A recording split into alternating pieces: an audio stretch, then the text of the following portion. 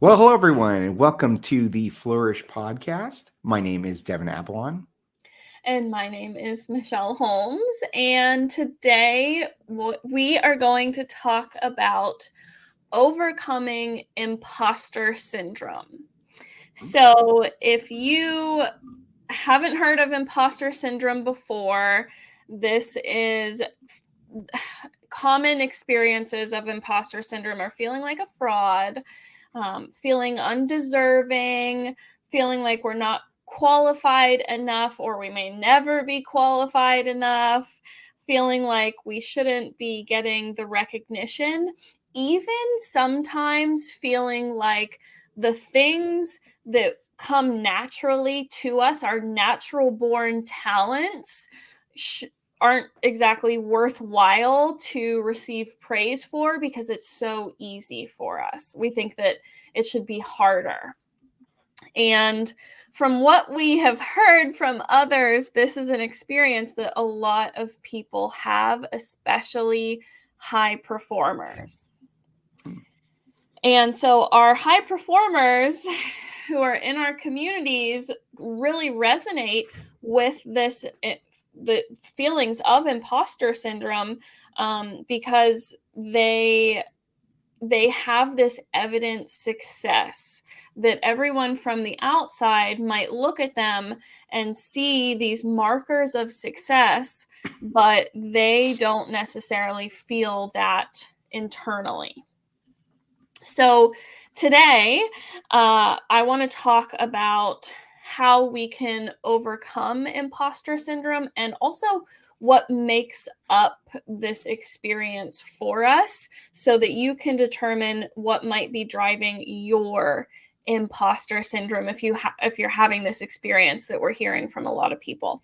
I know I can certainly relate in my life to at different points in my career, such as when I first was out of college, my first big girl engineering job, I was really afraid to ask questions, and I was really scared to have anything except the right answer for my boss and my team.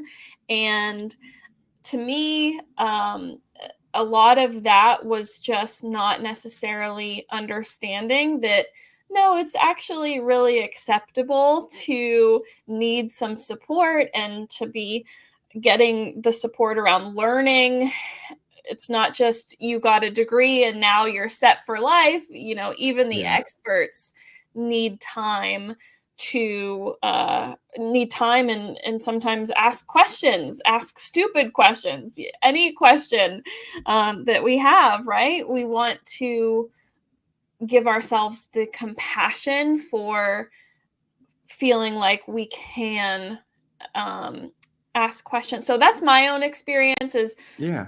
is really having that out of college experience. But as a business owner as well, there's opportunities that pop up where it's like, oh, okay, yep, I can definitely resonate with some of the ways that people report their feeling.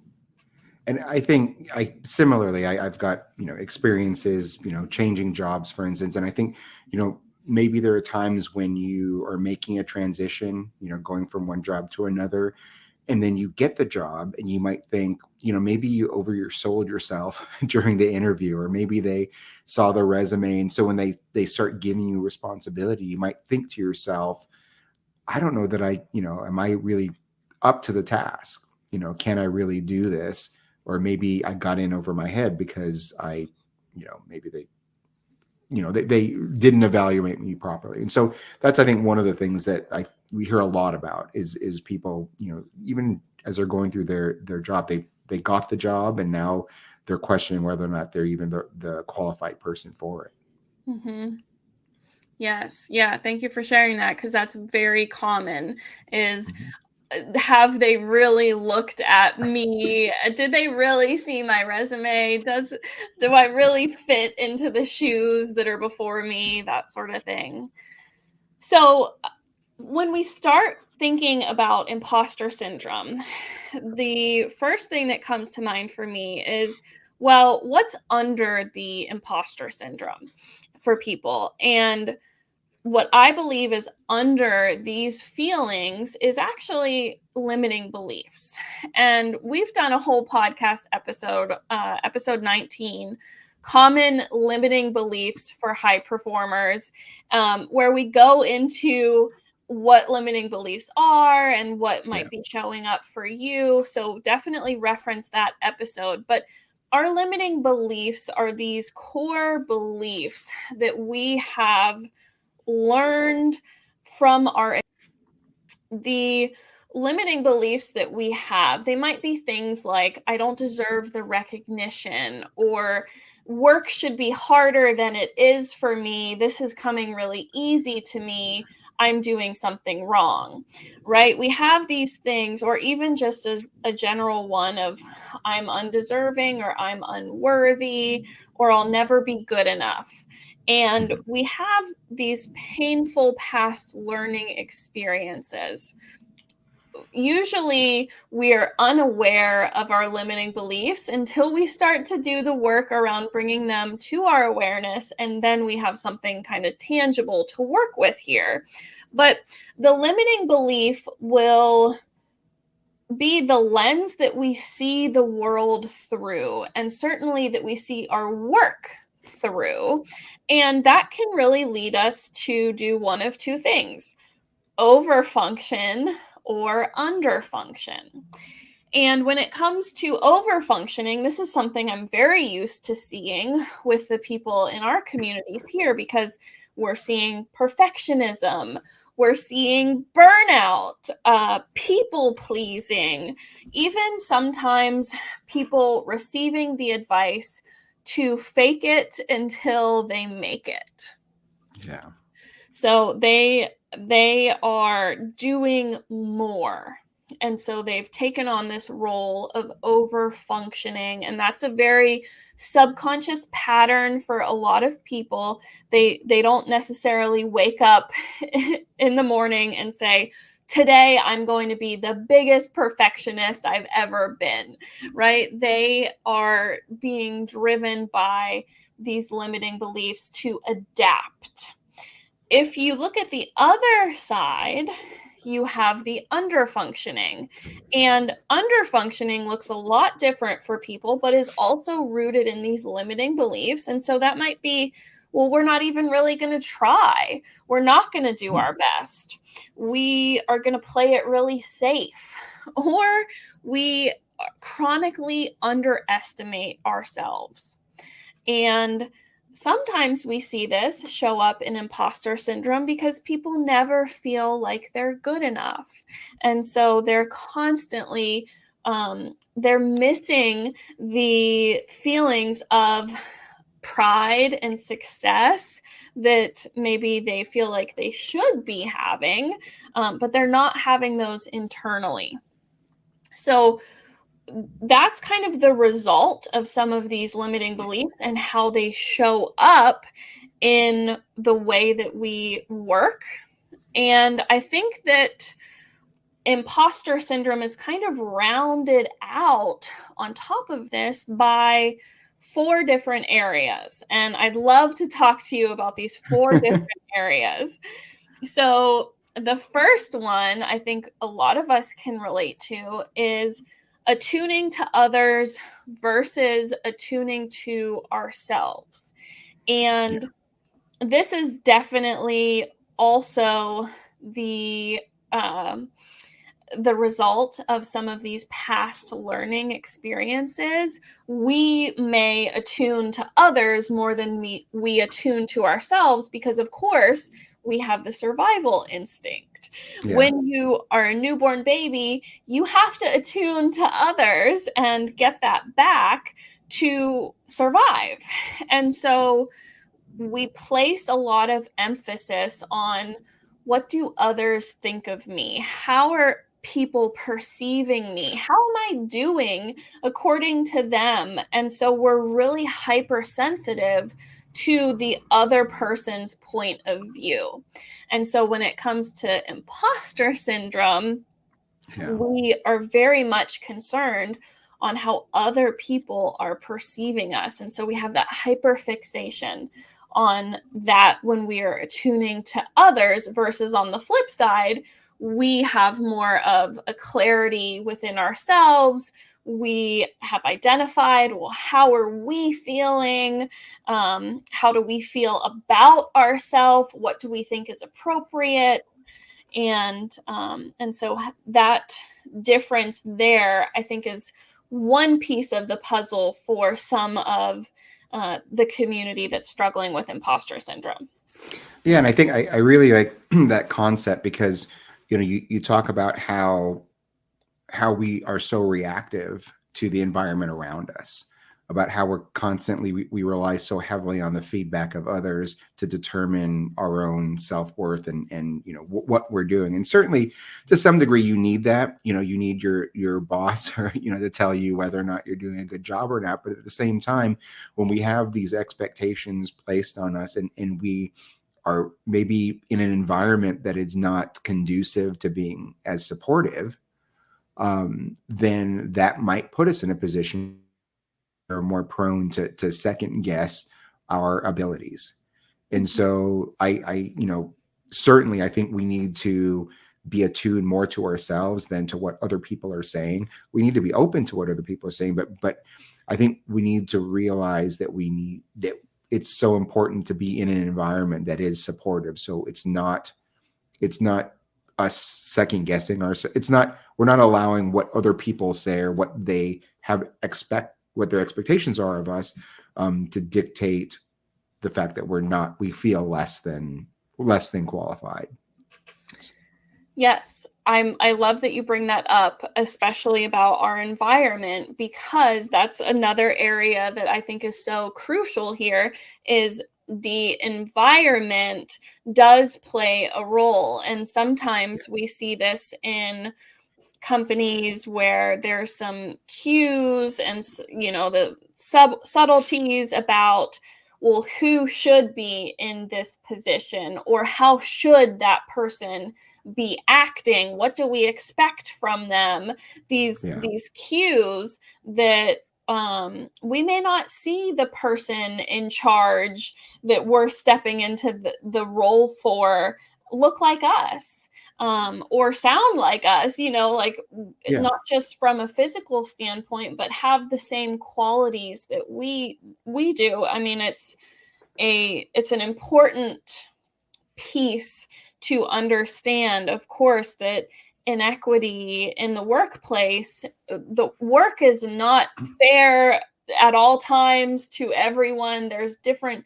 communications, and I'm not a DEI expert here, but I think there's a lot to be gained from understanding that, if we don't have good representation, or if we don't have a really solid work culture that is welcoming and supportive, then this can also place some doubts in people who might be kind of for the first time. For me, I know as a woman in engineering, when I used to work in engineering for many companies, I was the first or only woman within that company. And so that happens to people all the time, where they might be the first or the only or different in some way. So the environment definitely has an ability to change the narrative for a lot of people if it can be more positive and more supportive.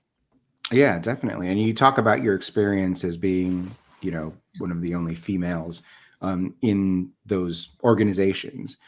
And when you find yourself in that situation, where there are other people around you who, whether through their conscious or unconscious biases, treat you a certain way or act a certain way or have different expectations for you, it becomes, natural for someone in that position to have to feel like they have to work harder to overcome, those biases.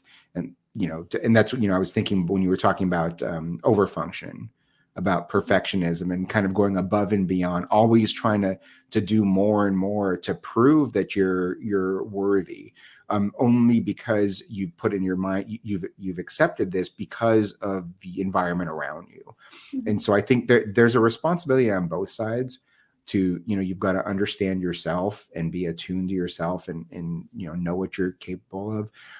But also I think there's a responsibility from the organization standpoint to provide a culture and environment that is more supportive. Absolutely. Yes. Yes. It's a two-way street. And Yeah. I love that you said that. So good there. Another area is the feeling like we are deceiving others is really rooted in this past learning. And that can kind of stem from what our childhood experience was like, especially within our formative years. So I think about school. For a lot of people, that's a really big area to gain a lot of learning, painful or not painful. If we've survived middle school, it's usually painful learning that we're taking away. But if we're used to being overpraised, maybe we're getting used to that validation. Our childhood experience was that we have our caretakers who are consistently providing us with this praise. That can be very supportive, but there can also be a bit of a hindrance there if maybe the Mhm. support and the praise isn't necessarily genuine. Or like an example I think of with this is if you have worked on an art project and your mom is like, this is the coolest thing I've ever seen, and you know that you could have done better, or you know that there's some really big things that could have been improved, flaws, whatever you think from your perspective, your perception, there's areas to improve. Or you can look at Jimmy's painting and you can see that, well, Jimmy is way more talented than you are. And so you're beginning to kind of internalize some of this of, is that really genuine? Are they really being honest with me? Right? We can feel Yeah. that out a little bit. So if we're used to being overpraised, if we're used to every milestone being really celebrated, then when we don't get that in the workplace, because Yeah. no one is saying, oh my gosh, this is the best project I've ever seen, you are so talented, then that can kind of be a little bit jolting for us. We're seeking that validation. We're used to having that validation as our baseline. And if we look on the other end of that, we have, if we're chronically underpraised, then Mhm. maybe our self esteem is lower than it should be, our self worth. Coming back to these other people kind of validating our experience for us, we might feel like we don't have the right skills. And so we're taking that into our work, we're taking that into adulthood and beyond, where we really should have had the recognition, but we're not used to receiving any recognition. So we may not believe in our abilities or our talents like others do. Yeah. And then the last area is this set of, I mean, I can't talk about imposter syndrome without bringing this up, is these unrealistic expectations. Yeah. And this, of course, we talk about all this with this painful past learning and all of the kind of more of like the mindset or the psychological reasons why things are the way that they are. But social media is such a big thing for us in today's day and age. And so for us to compare ourselves to others or to not see maybe the struggle or the months and years and decades of work that someone may have done, we might begin to feel like, okay, I should have this handled by now.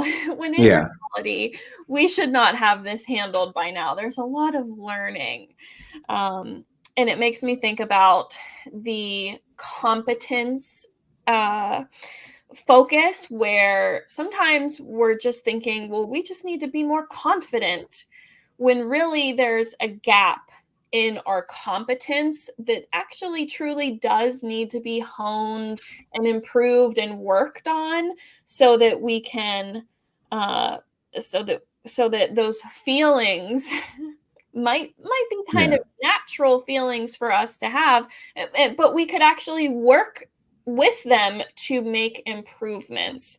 So having that kind of reality check at some times for ourselves and for others, to have, I'm not saying be realistic about everything always. Of course, I'm a huge proponent of dreaming big and going after your dreams and being intentional.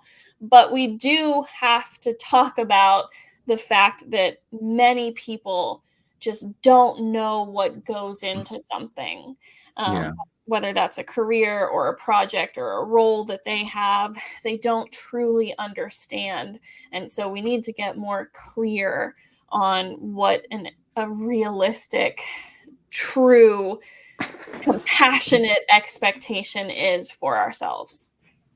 And I think, we talk about expectations. Um, it's always important to remind ourselves that everyone's different, right? And so everyone has a different set of skills, competencies, experience. There are going to be people who are, who pick things up very easily and are able to be, they're very, they can be successful in a certain part of their life very quickly. And then other people who just, they think differently, they operate differently. And so it takes them more time. And so that when we fall into that trap where we're constantly comparing ourselves to what other people are doing, and a lot of people do it from an age perspective, right? They'll say, well, I'm turning, this age this year, so and so, they're the same age, and look at where they are. Why am I not there? And it leads us to think that maybe we're not good enough, or maybe we shouldn't be doing this. And so I think a lot of it, not only in terms of what we're talking about today with imposter syndrome, but really kind of our overall happiness and fulfillment and well-being, if we base that on what we see other people doing, then it's really unfair. You're being unfair to yourself because everyone is different.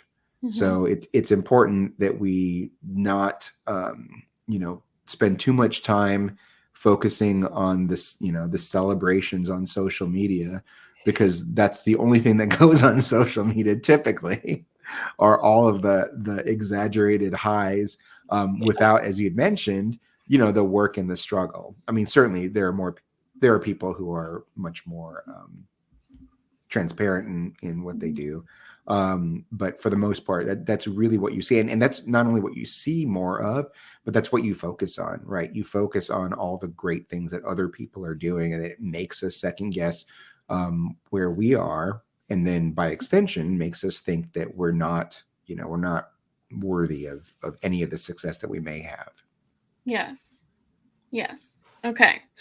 So, in terms of where we can go from here, because if you are having this experience of feeling like you're an imposter, or these things have come to your awareness, I think it's really important for us to develop a level of self-trust, where we can have this reliance on ourselves a little bit more. We can prove to ourselves we are resilient. We can handle what life throws at us, even when it might be scary or overwhelming, because in the scary and overwhelming times is when a lot of imposter syndrome will come up for people. And so we want to we want to feel like we can trust ourselves, and that we can, even in some cases, listen to our intuition. along with that is being present to uncomfortable feelings. So I'm going to give you a process here to help you do some of this in a couple of minutes here. We'll talk about something tangible that you can do, but I think in general is being able to have the space to have those uncomfortable feelings, because like I said, when we are in the scary and the overwhelming times, that's not a pleasant place to be for a lot of people. And so these things can come up, in these feelings, like we shouldn't have whatever, or we don't believe in ourselves. And so we want to have that awareness and be able to cope with feeling uncomfortable, because we're not going to be 100% comfortable emotionally, mentally at all times. We are in our work going to do things that are big and scary. We're going to feel the fear and we're going to have to do it anyways. Yeah.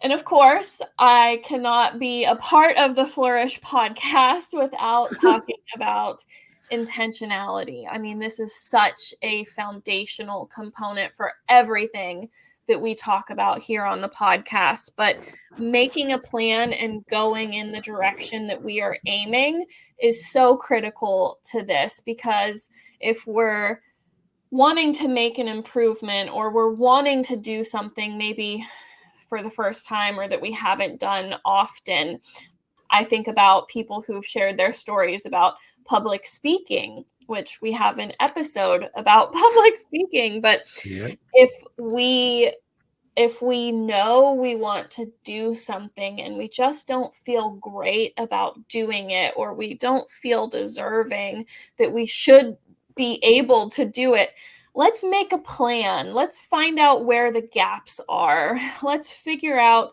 what skills we need to improve so that we can go in that very intentional direction. Yeah.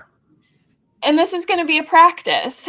So in that same line is, let's give you a 4-step practice so that the next time you might be feeling like this, our viewers and listeners can actually take away something really tangible here. So 4 steps, and there's actually a worksheet with this. So if you'd like to download this worksheet to follow along, feel free. I'll leave the link in the show notes with that worksheet so you can have access to print it and to use it in your life.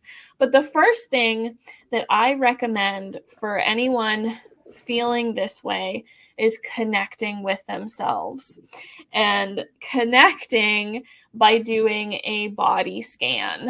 So when it comes to our resilience as human beings, our body is such an important component. If we're only focused on our mind, we're never truly going to make all of the progress that we could, because our body is so intertwined with our thought process. So we want to connect with the body. The way that I like to recommend people can connect is just doing this body scan and becoming aware from the top of their head to the tips of their toes. Maybe they take a few deep breaths, they close their eyes, and they're searching for, am I feeling tense? Am I feeling discomfort? Does anything not feel at ease? Where is that located in my body? And then once we become aware of that, we're actually going to soften. So step 2 is softening this tension. So if there's anywhere that feels tight or tense, right? That's our stress response. That's our body being in this fight or flight or freeze. And so we want to intentionally relax. And when we intentionally soften the tension, this is going to allow us to get our full brain back online and be able to get some clarity here. So Step 3 is all about getting that clarity by sorting through the emotions that we're feeling. And you would be surprised how many people may not be fully aware of what they're feeling. So, I have a few questions here to help you troubleshoot. But when we're talking about imposter syndrome specifically, ask yourself some or all of these questions. What would success look like for me in this specific situation? Do I have the necessary skills or resources for this? Am I being compassionate with myself, or am I being unrealistic here? Right? We're bringing back those Yeah. unrealistic and comparison kind of things. And does this situation and how I feel today, right now, remind me of something else I've experienced in my past? Hmm. So we're getting that clarity. And then the last thing to round out this action plan for you is being able to execute with intention. So getting clear on what your next steps are. So to guide you in this, we can ask ourselves, how do I hope to handle this situation? So, if we think about the person who might be afraid of public speaking, well, how do they hope to handle the presentation? What do they hope the outcome is to that?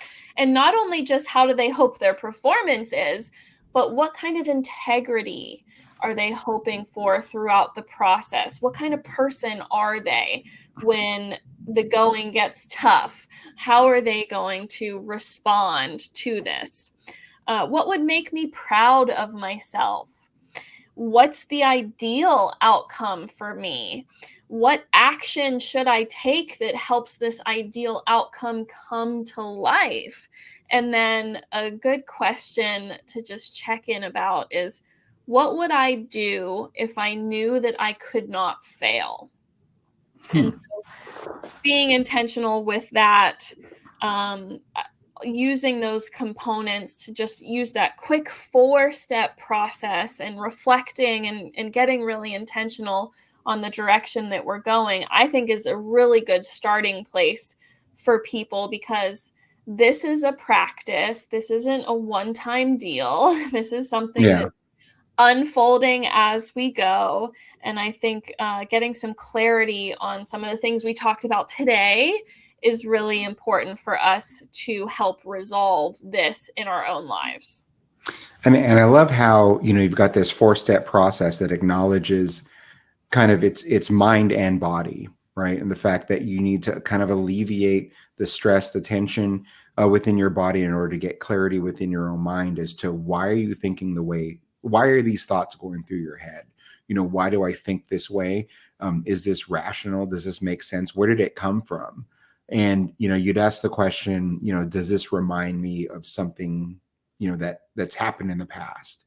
Are you reacting perhaps improperly based on something that happened to you, last year when you were in 6th grade? And can you kind of put that aside and really look at it from a rational perspective, and then be very intentional about how you kind of set your mind so that you can move forward in a positive way?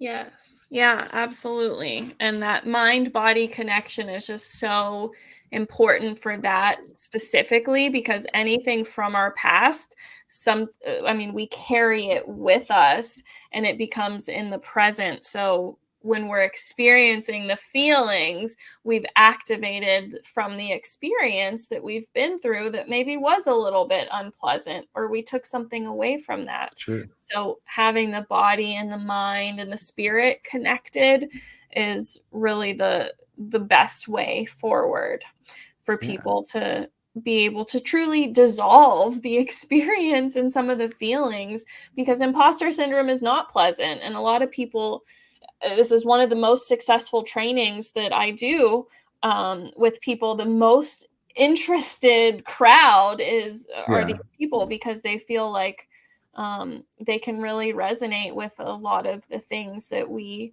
talked about. So let's leave it there. I would love to hear from you, our listeners or viewers. What resonated with you out of this episode? Was there anything in terms of what kind of drives imposter syndrome that really spoke to you, or was there something that you think you can improve and work on and implement in your own life? Please let us know. Yeah. And we Well, will see you in the next one. all right. Thanks, Michelle. See you, Bye. everyone.